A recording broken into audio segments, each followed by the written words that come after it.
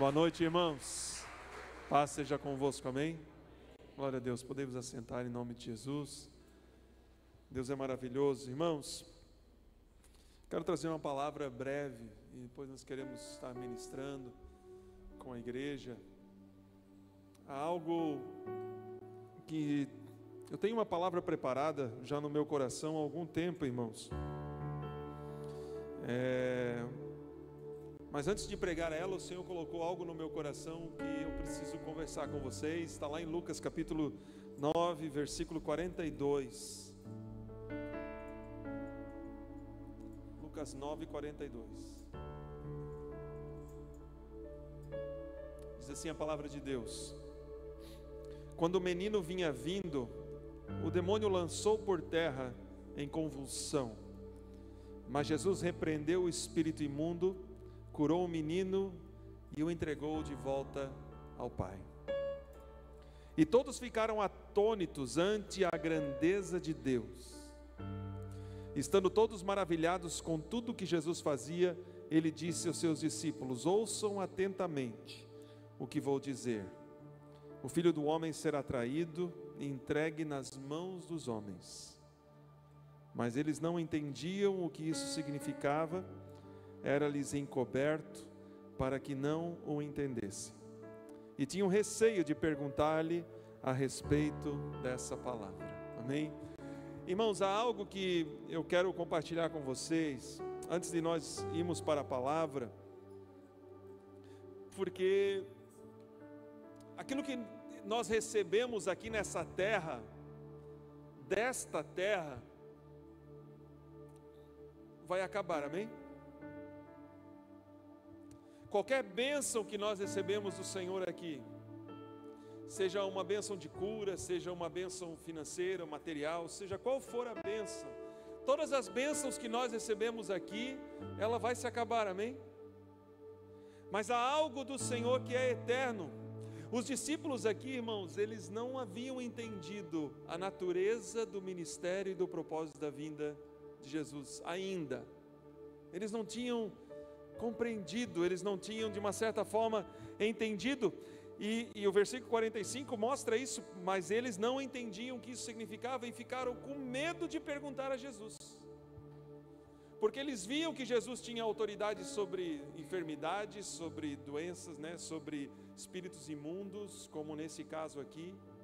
Eles tentaram expulsar esse espírito imundo e não conseguiram. Jesus teve que vir e intervir ali.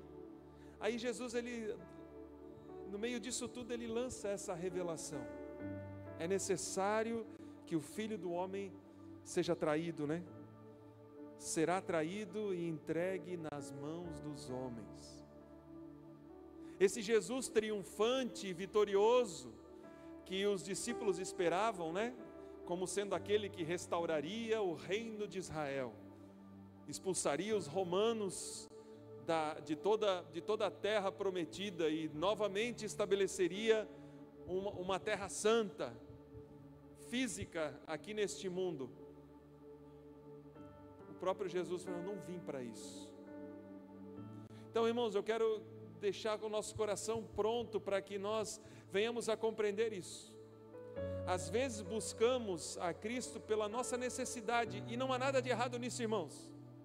Hoje de manhã eu falava com a turma do ID Missões, que quando nós compartilhamos a Cristo e nós vamos evangelizar, muitas vezes nós procuramos uma entrada, uma brecha, onde nós podemos apresentar um Jesus que cura alguém que está enfermo, um Jesus que abençoa com um emprego aquele que está desempregado, e porque Jesus, ele faz isso, amém? Nós vemos, ele fez isso, ele curou enfermos, ele multiplicou os pães. Mas até depois de Jesus ter multiplicado os pães, quando o povo todo voltou a segui-lo, lá em João capítulo 6, o próprio Jesus fala para eles, fala assim: vocês estão vindo porque ontem vocês foram alimentados e hoje vocês querem pão novamente,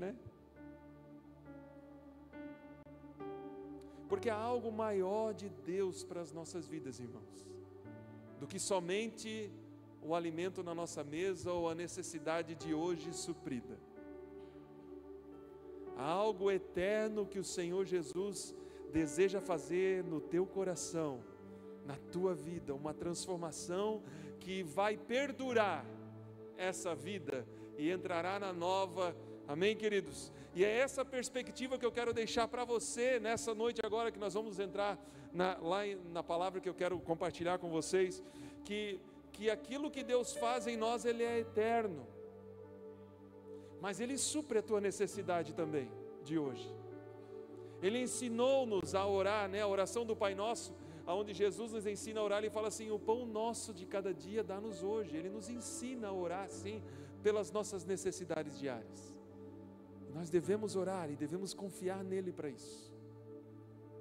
Mas não é só para isso que Jesus veio a este mundo. Ele veio para trazer liberdade. Ele veio para trazer transformação ao nosso coração e nos dar um anseio da glória dele. Era necessário que Jesus fosse à cruz, sim. Era necessário isso, todas essas coisas, para que nós venhamos a ter um lugar na casa de Deus. Abra comigo em 2 Coríntios capítulo 5, versículos 14 em diante.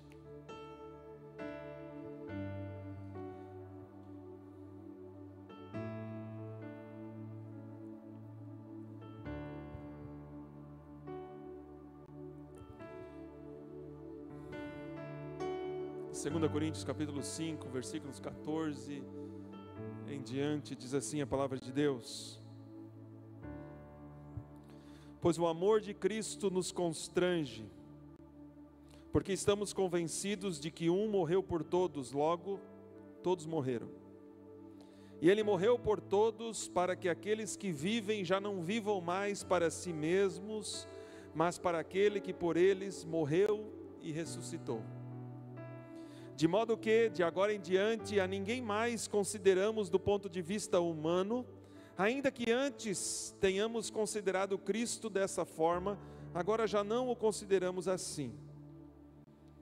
Portanto, se alguém está em Cristo, é nova criação. As coisas antigas já passaram, eis que surgiram coisas novas. Tudo isso provém de Deus, que nos reconciliou consigo mesmo por meio de Cristo, e nos deu o ministério da reconciliação, ou seja, que Deus em Cristo estava reconciliando consigo o mundo, não levando em conta os pecados dos homens, e nos confiou a mensagem da reconciliação. Portanto, somos embaixadores de Cristo, como se Deus estivesse fazendo o seu apelo por nosso intermédio. Por amor a Cristo suplicamos, reconcilie-se com Deus. Deus tornou pecado por nós aquele que não tinha pecado, para que nele nós nos tornássemos justiça de Deus. Como cooperadores de Deus, insistimos com vocês para não receberem em vão a graça de Deus, pois ele diz: eu o ouvi no tempo favorável e o socorri no dia da salvação. Digo que agora é o tempo favorável, agora é o dia da salvação. Senhor Deus e Pai, nós queremos apresentar diante de Ti cada um de nós aqui, Senhor. Apresento de Ti a minha vida, Pai, juntamente todos os meus irmãos, essa igreja, todo esse povo que aqui está, Senhor, que Tu venhas falar aos nossos corações, Pai, que as palavras, Senhor, venham ecoar em nossos corações, Pai, e trazer vida, Senhor. A Tua palavra que é cortante, Pai, a Tua palavra que é penetrante, Senhor, essa, Senhor, que seja liberada em cada coração, Pai, que haja entendimento, sim, Pai, que aquilo que o inimigo queira fazer para distrair, roubar a atenção, Senhor, seja repreendido em nome de Jesus, seja silenciado toda a voz do maligno, em nome de Jesus, Senhor, que toda a culpa, que todo o mal, Senhor, que todo pecado, Senhor, que tudo aquilo, Senhor, que todo rótulo, Senhor, que cada um aqui possa estar carregando, Senhor, que toda vergonha, Pai, em nome de Jesus, Senhor, seja isso repreendido, Senhor, do nosso meio, da nossa face, daquilo que está diante de nós, e que diante de nós, Senhor, esteja a tua face, a tua presença, Pai, o teu olhar de graça, Pai, o teu olhar que traz vida, Pai, em nome de Jesus Cristo, Senhor. Assim nós oramos, Pai, para a glória do nome do Senhor Jesus. Amém e amém. Irmãos, quando nós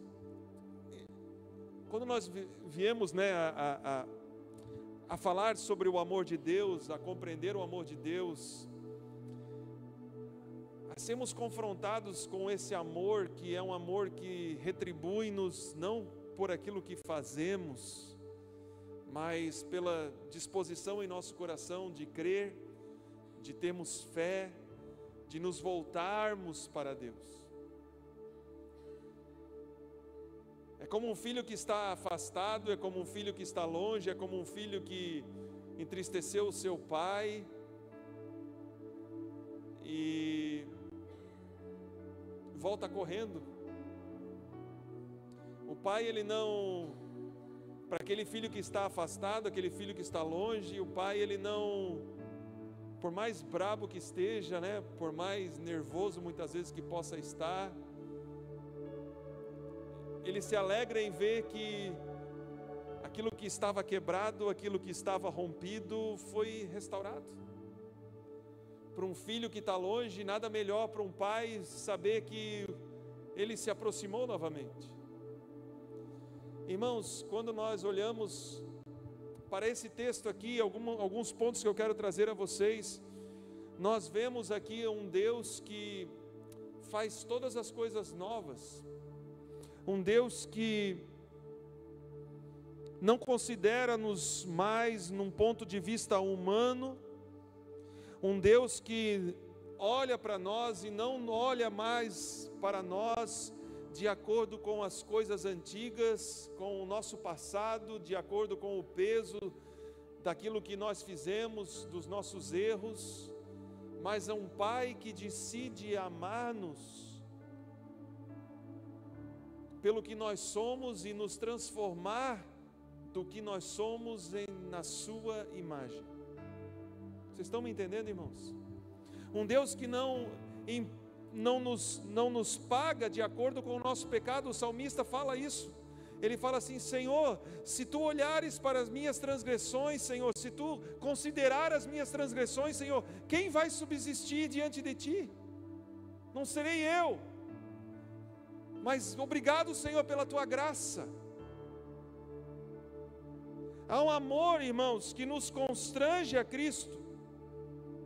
Irmãos, quando eu conheci esse amor de Jesus, e eu tinha 17 anos, e eu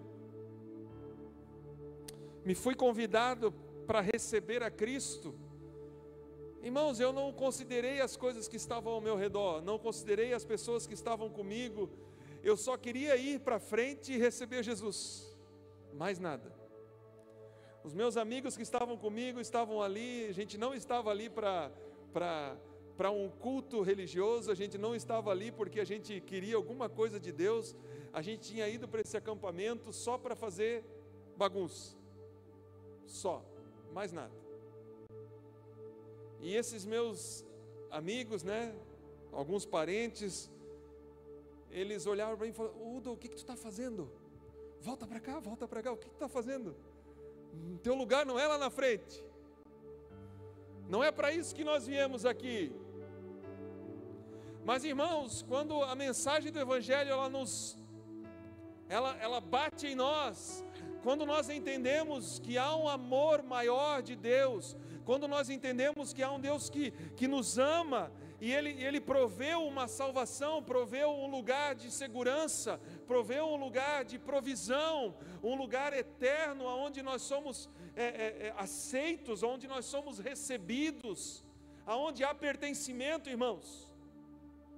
Esse amor, ele nos compele realmente, ele nos impulsiona, ele nos constrange, a ponto de causar em nós uma resposta em direção ao Senhor. Paulo, ele fala aqui, pois o amor de Cristo nos constrange. Essa palavra constranger, ela tem às vezes nós pensamos assim: fiquei constrangido, parece uma coisa ruim, né? você me constrangeu. Por quê? Porque uma reação a algo que foi feito causou em você uma reação que você não conseguiu, de uma certa forma, conter, né?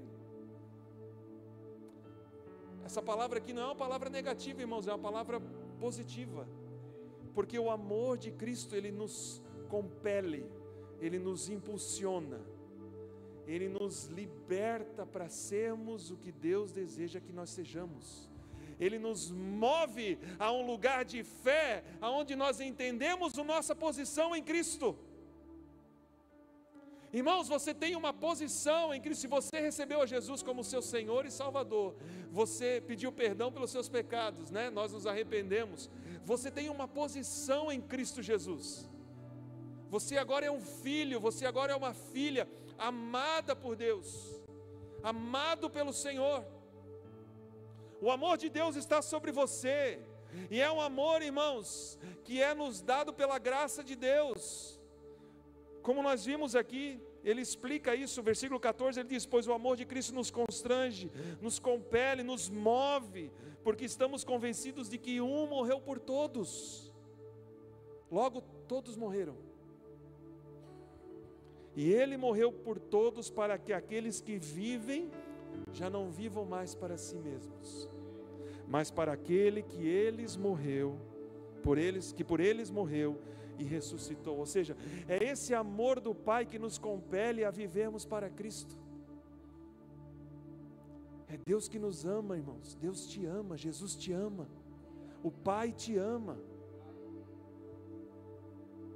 Você não está aqui por acaso, você não foi gerado por acaso. Você é alguém pelo qual Cristo morreu na cruz. Você merece isso, irmãos. Você merece isso. Eu não mereço, irmãos. Eu não mereço esse amor. Eu acho que eu já compartilhei aqui, né? Eu fui levar a ceia para... Já compartilhei, eu fico repetindo as coisas, né? Mas ainda... que me tocou, né, irmãos? Porque eu não achava que eu era tão rebelde assim, né? Eu fui levar a ceia para o meu vizinho, e ele falou assim: poxa, quem diria, né? Você é um pastor, você era tão rebelde. Ah, Senhor.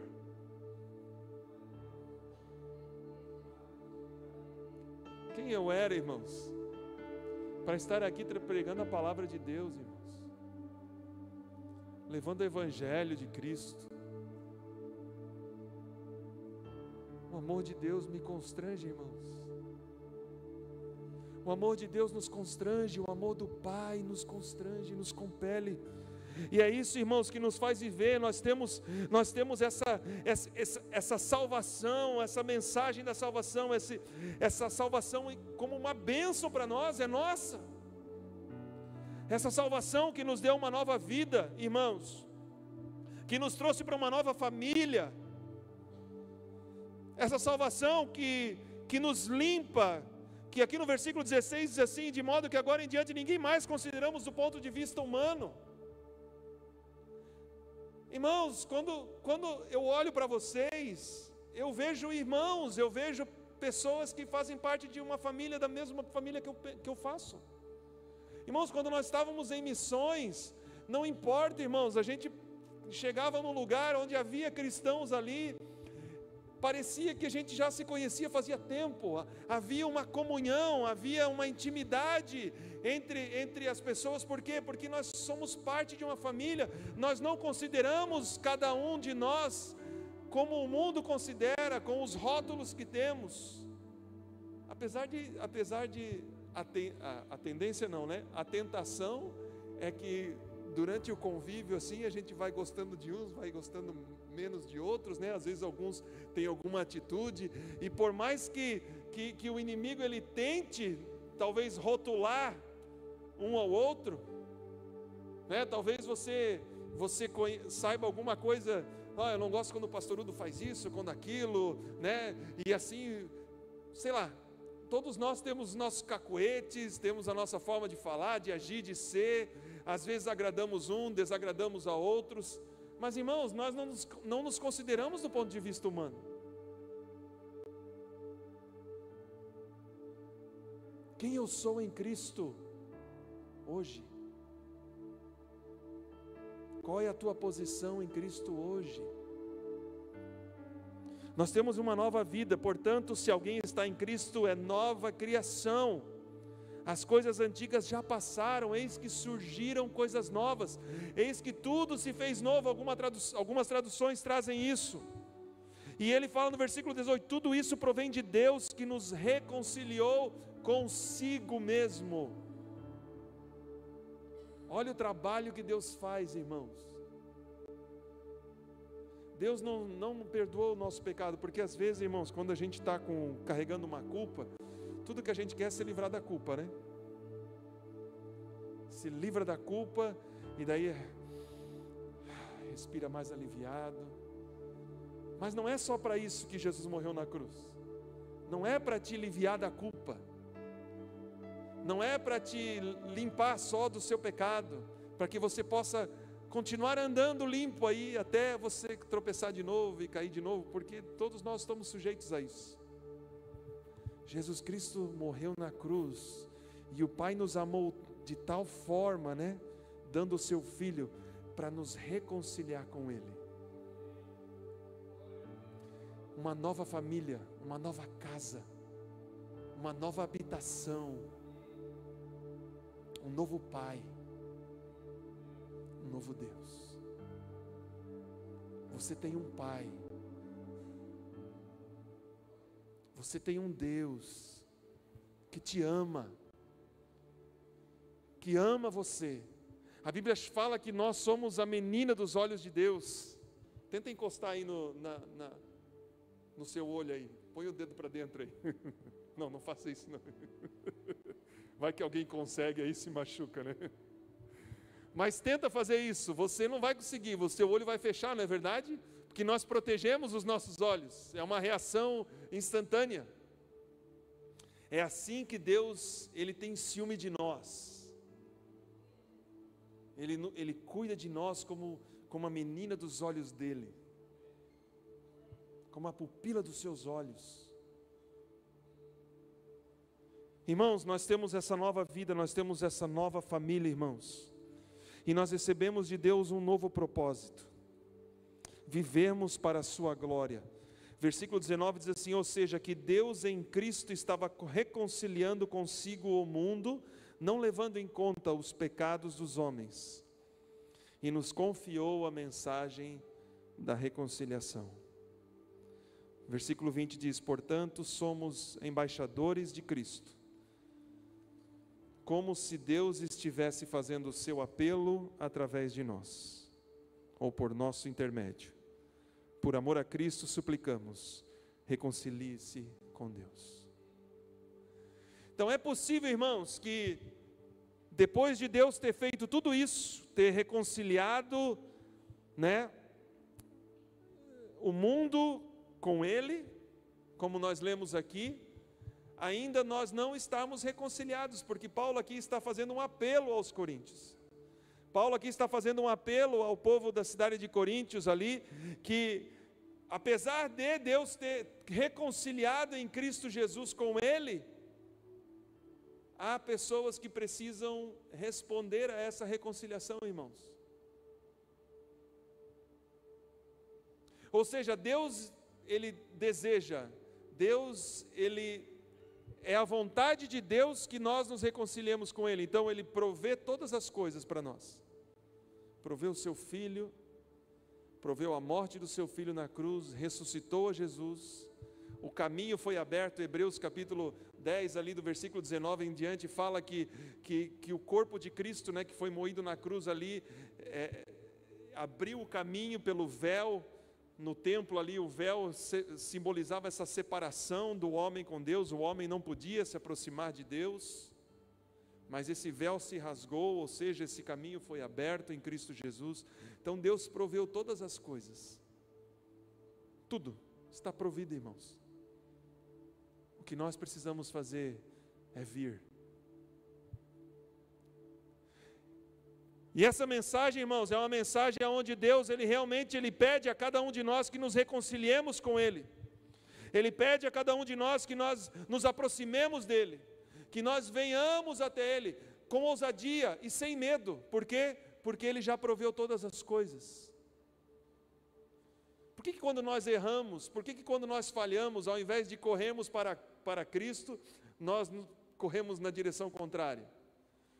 Por que queremos carregar uma culpa? Por que queremos carregar a vergonha, quando Cristo carregou toda a vergonha e carregou toda a culpa na cruz do Calvário? Esse caminho está aberto, irmãos, para que nós nos reconciliemos com Ele, e nós venhamos a Cristo, e digamos assim: Senhor, eis-me aqui. Senhor, eu quero estar nessa casa, eu quero fazer parte dessa família, Senhor, eu quero ser alvo desse amor, Senhor, e que esse amor venha me inundar e venha me compelir, Senhor, a viver para Ti. E Deus nos deu essa abertura, irmãos, para que nós venhamos a entrar através dela. E quando nós entramos, nós recebemos um novo propósito, que é o propósito de sermos embaixadores. Como o versículo 20 diz, somos embaixadores de Cristo, como se Deus estivesse fazendo o seu apelo por nosso intermédio. E quando Deus nos salva, irmãos, quando nós entramos para essa família gloriosa, Deus, Ele nos pega e nos envia novamente, como embaixadores dessa família, dessa casa. Que coisa linda, irmãos. Aonde você anda, aonde você vai, você carrega o reino de Deus com você. E a Bíblia fala que o reino de Deus é um reino de paz, um reino de justiça e um reino de alegria no Espírito Santo. O Espírito Santo anda contigo, irmão. O Espírito Santo está com você, a plenitude de Deus está com você, aonde você vai, aonde você anda, aonde você coloca os seus pés. Você pode ali clamar pelo sangue, clamar pelo Senhor, porque a presença de Deus vai com você aonde você for. Esse amor que te compeliu a servir a Ele é um amor que segue com você, é um amor que pode fazer de você um embaixador, é um amor que pode fazer de você aquele que apela a outros, para que outros também se reconciliem-se com Deus, para que outros também conheçam esse amor que se entregou por nós. Por amor de Cristo suplicamos, reconcilie-se com Deus. Versículo 21 é um dos versículos mais incríveis que eu vejo assim, certamente dessa carta, do Evangelho de Cristo, aonde Paulo ele escreve que Deus tornou pecado por nós aquele que não tinha pecado. Irmãos, é assim, é de estourar a cabeça, né, como dizíamos já alguns anos atrás, né? Porque Deus pega o seu Filho e não faz somente com que o seu Filho carregue os nossos pecados na cruz. Deus pega o seu Filho Jesus e o torna pecado. Coloca todo o pecado da humanidade, irmãos. Irmãos, você já carregou culpa, vergonha por alguma coisa que você fez, que te trouxe ansiedade, trouxe angústia, trouxe medo? Imagina Jesus carregando tudo isso, de todos, de toda a humanidade. Imagina Jesus, daquela cruz, clamando: Pai, por que me desamparaste, Pai?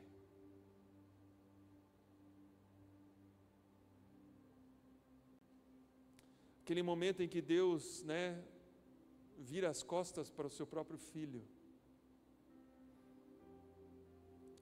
Aquele momento onde de filho amado ele passa a ser pecado, para que nele nos tornássemos justiça de Deus. Esse é o amor que Jesus tem por ti, irmão. Minha irmã, esse é o amor que o Pai tem por ti. Esse é o amor que Jesus tem pela sua igreja. E esse amor deve nos constranger, irmãos. e nos constrange a fazer o mesmo por Ele. Somos compelidos por tantas coisas. Eu estava lendo um trabalho de conclusão que alguém me passou, e nesse trabalho estava explicando a compulsividade, né? Como a compulsividade ela é algo negativo, né? Não vou falar aqui sobre o trabalho, mas só falando sobre essa palavra. Quando nós sofremos de algum tipo de compulsividade, a compulsividade é algo que a gente não consegue controlar, né? Bom, a gente consegue em Cristo, amém? Também a gente não está assim totalmente à mercê das compulsividades. Não, não é isso. A gente pode dizer não, a decisão é nossa. Mas se há uma compulsividade, é algo que te impele, né? Com força.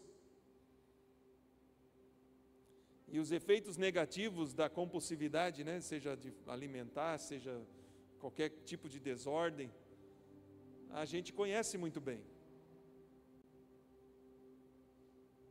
Que tal, irmãos, nós nos permitirmos sermos amados por Deus?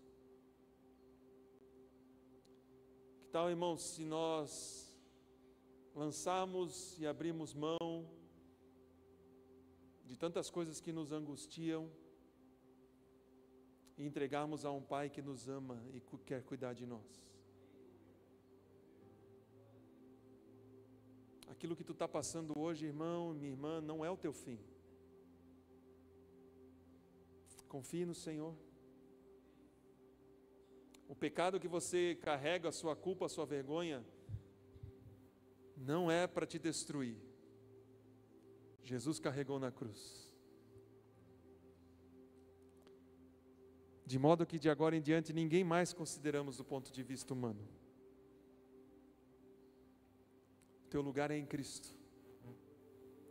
Teu lugar é receber a Ele. Teu lugar é viver nele. E o teu lugar é ser movido por esse amor que Ele derrama sobre você, para que você cumpra o propósito de ser um embaixador dele nessa terra. Esse final de semana tivemos uma conferência missionária, e tivemos a presença de um missionário que está se preparando aí para ir para um país fechado. Irmãos, nós temos o exemplo do nosso missionário Marcelo, né? A Keila está aqui, que está levando a palavra aí a um povo não alcançado. Não sei se dá para considerar a tribo Paracanã um povo alcançado já, Keila? Ainda não, né? E teve uma estatística assim que tocou meu coração assim muito forte, pastor, porque existe aproximadamente no mundo hoje 450 mil missionários. 435 mil missionários trabalham em povos que já foram alcançados. 15 mil trabalham em povos que não foram alcançados ainda. E isso realmente, irmãos, tocou meu coração assim de uma forma. Eu até conhecia, já tinha ouvido falar dessa estatística, mas eu não sei porquê, mas assim, ontem ouvindo aquilo, me tocou de uma forma um pouco diferente, né?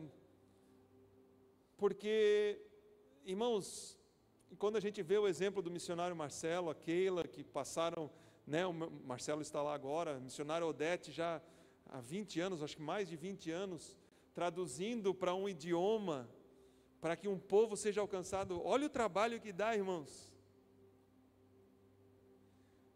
Mas são pessoas que entenderam o chamado de Cristo, entenderam o amor de Cristo. Não que nós aqui não entendamos, não é isso que eu quero dizer, por favor, não me entenda mal. Porque nós vemos no teatro hoje aqui que nós podemos contribuir, nós podemos orar e nós podemos ir. Então há 3 formas de fazermos missões, há 3 formas de alcançarmos os povos não alcançados também. Mas, irmãos, nós precisamos orar. E que sejamos, irmãos, pessoas que cumpram o propósito de Deus em ser embaixadores de Cristo, irmãos. Porque para irmos para um povo não alcançado, nós precisamos amar esse povo, amém? Mas para você ir e voltar ao seu trabalho, há pessoas ali também que não foram alcançadas por Jesus ainda, amém? Você precisa amar elas também. E nós precisamos amar com o amor de Cristo tem por nós.